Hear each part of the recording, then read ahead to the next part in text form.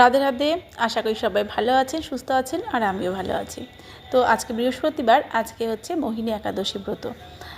তো আশা করি আপনারাও এই ব্রত পালন করছেন, আজকের একাদশী ব্রত রেখেছেন। তো এখানে আমি ঝটপট করে বানাচ্ছি বেলের শরবত। সকালে বাল্যভোগে আজকে বেলের শরবতই দেওয়া হবে, আর তারপর দুপুরে কি বানাচ্ছি আপনাদের সাথে শেয়ার করব। আর যদিও আপনারা সকলেই জানেন, একাদশী ব্রত পালন করলে তার পরের দিন ব্রতের পারণটা অবশ্যই ভীষণ গুরুত্বপূর্ণ সময়ের মধ্যেই করতে হয়। তো কালকে ব্রতের পারণ হচ্ছে সূর্যোদয়ের পর 9টা 24 মিনিটের মধ্যে। আর কলকাতায় কালকে সূর্যোদয় হচ্ছে 5টা 4 মিনিটে, আর মথুরায় সূর্যোদয় হচ্ছে 5টা 39 মিনিটে। সুতরাং আমরা যারা কলকাতায় আছি তারা কলকাতাটাই ফলো করব।